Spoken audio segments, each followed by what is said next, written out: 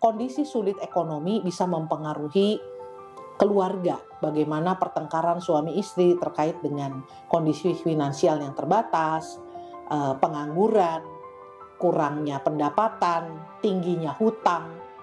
Itu sesuatu yang kelihatannya sepele Sobat Bucin, tapi sangat mempengaruhi kita itu, dan kita tuh jadi pengen memang pulang ke rumah gitu ya. Mengapa rumah bisa menjadi tempat yang justru ingin kita tinggalkan? Tempat yang justru membuat kita tidak betah. Dan bagaimana caranya supaya kita bisa betah ada di dalam rumah?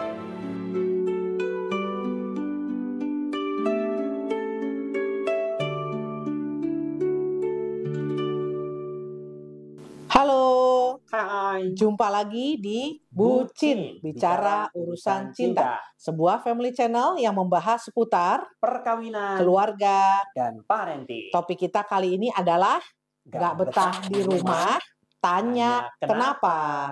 Seperti biasa, Bucin Family Channel direkam di Family Therapy Room, Home of Karuna et Familia Indonesia.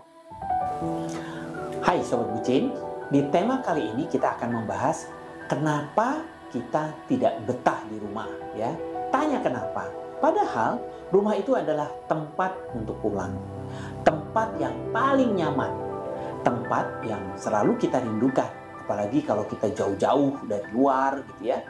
Kita tinggal di luar kota, misalnya merantau, pasti pingin rindu gitu ya untuk pulang. Rumah juga adalah tempat untuk berlindung. Tempat untuk kita punya privacy gitu ya, dan tempat dalam keluarga untuk kita tumbuh dan berkembang. Tetapi pertanyaannya adalah, mengapa rumah bisa menjadi tempat yang justru ingin kita tinggalkan? Tempat yang justru membuat kita tidak betah. Dan bagaimana caranya supaya kita bisa betah ada di dalam rumah? Yuk, mari kita bahas. Sobat Bucin, ada beberapa teori yang membantu kita memahami mengapa ada anggota keluarga yang tidak betah pulang ke rumah. Itu mencakup teori psikologis, lingkungan, dan sosial. Tapi kita akan bahas satu-satu. Yang pertama adalah psikologis. Secara psikologis, stres, kecemasan, depressed mood, itu dapat membuat individu tidak nyaman berada di rumah mereka sendiri.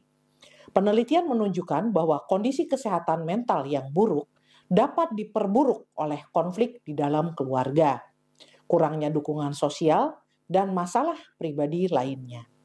Selain itu, studi oleh Evans et al. Tahun 2003 menunjukkan bahwa kondisi perumahan yang buruk berkorelasi dengan tingkat stres dan masalah kesehatan mental yang lebih tinggi pada penghuni di perumahan tersebut.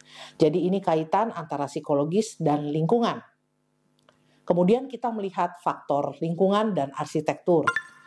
Lingkungan fisik rumah seperti tata letak rumah yang buruk, kebisingan, kurangnya privasi, mungkin karena terlalu ramai ya, dan kualitas udara yang buruk dapat mempengaruhi kenyamanan dan kesehatan penghuninya. Penelitian oleh Gifford tahun 2007 menguraikan bahwa desain rumah dan faktor lingkungan dapat mempengaruhi kesejahteraan psikologis penghuninya. Selanjutnya kita akan tinjau dari faktor sosial, budaya, dan ekonomi. Dinamika hubungan antar anggota keluarga seperti adanya konflik, kurangnya komunikasi, kehadiran distrust, tidak saling percaya, atau ketidakpuasan di dalam peran keluarga dapat menyebabkan ketidaknyamanan di rumah. So, mengapa kadang-kadang anak-anak mengatakan bahwa dia nggak betah di rumah, nggak mau pulang ke rumah, malas pulang ke rumah gitu ya, karena faktor interaksi di dalam keluarga itu menentukan. Studi oleh Cummings et al. Tahun 2000 menunjukkan bahwa konflik keluarga yang tidak terselesaikan dapat mempengaruhi kesejahteraan emosional anggota keluarganya, terutama anak-anak. Sekarang kita akan tinjau dari faktor budaya juga. Norma budaya dan harapan sosial dapat menciptakan tekanan yang membuat individu merasa tidak nyaman di rumah mereka.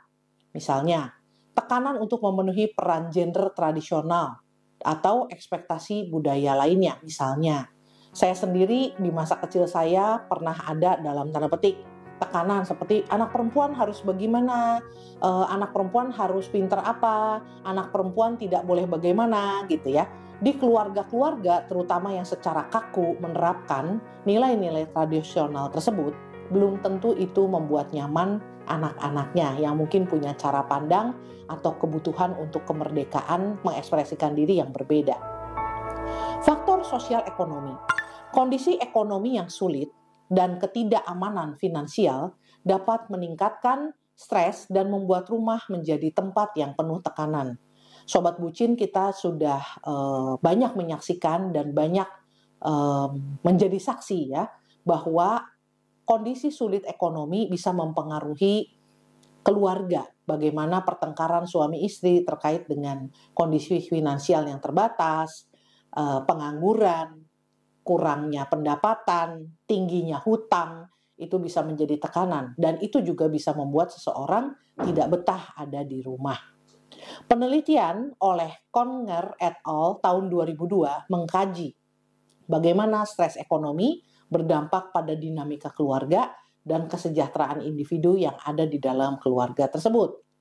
Jadi ibu dan bapak, sobat bucin, kita tahu bahwa dari bukti-bukti empiris, faktor yang dapat menyebabkan ketidaknyamanan atau ketidakbetahan seseorang di dalam keluarganya sendiri menunjukkan bahwa kenyamanan di rumah adalah hasil dari interaksi kompleks. Jadi banyak faktor, antara faktor psikologis tadi, lingkungan, dan juga sosial, budaya, ekonomi. Baik, sekarang mari kita diskusikan caranya supaya tetap betah tinggal di rumah. Ya, gimana caranya supaya tetap betah? Ya berdasarkan dari teori, konsep yang tadi disampaikan oleh Mona, gimana caranya supaya kita tetap betah? Yang pertama adalah meningkatkan kesehatan mental dan mengurangi stres dari masing-masing anggota keluarganya. Bagaimana caranya itu? Salah satunya adalah dengan komunikasi terbuka. Jadi antar anggota keluarga ya open gitu ya. Berbicara. Jadi jangan sampai nggak berbicara. Kemudian juga punya aktivitas relaksasi ya. Bisa aja seperti liburan keluarga gitu ya.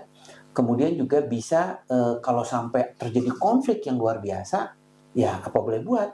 Kita cari pihak ketiga, cari pihak yang dituakan atau juga bantuan profesional gitu ya.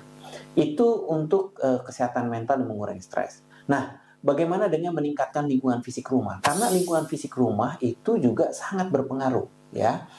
Caranya adalah bagaimana rumah itu menjadi efisien gitu ya, dan membuat tata letaknya itu juga menjadi lebih bagus sehingga ada ruang-ruang khususnya privat gitu ya, orang merasa ada privasinya gitu di masing-masing untuk ruang keluarga gitu ya. Dan yang nggak kalah penting adalah masalah pencahayaan dan ventilasi gitu.